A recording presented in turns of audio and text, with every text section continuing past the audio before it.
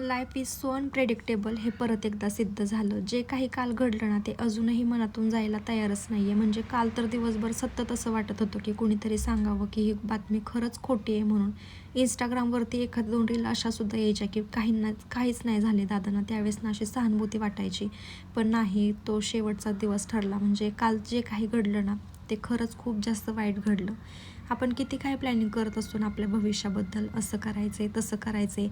किती मोठी स्वप्नंसुद्धा रंगवून ठेवलेली असतात आणि त्याच्यासाठी आपण दिवसरात्र कष्ट करत असतो. पण आपल्याला कुठं माहिती आहे की पुढच्या क्षणाला आपल्यासोबत काय होणार आहे ते.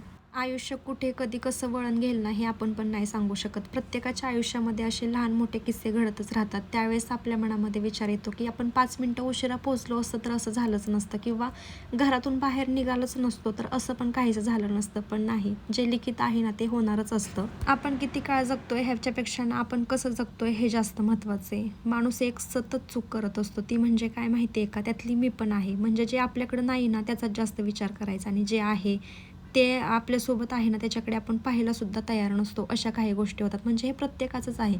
माझ्याकडं घर नाही आहे, माझ्याकडं गाडी नाही आहे, माझ्याकडं चांगले कपडेच नाहीत, पैसाच नाही आहे, ह्या गोष्टीच आपण जास्त धरून बसतो. पण त्यातून आपण सुखी आहे, समाधानी आहे, आपलं शरीर चांगलं आहे, हे गोष्ट बघायला माणूस नेहमीच विसरत असतो. या सगळ्यामधून आता फक्त एकच शिकायचं, म्हणजे डोळ्यासमोर जे आहे ना त्याला जपायचं. कारण आयुष्य खूप जास्त छोटे. पैसा आयुष्य सोपं करतो पण आयुष्य जगायला शिकवत नाही. म्हणून कमवा, नक्की कमवा, पण एवढं कमवू नका की जगायला विसराल.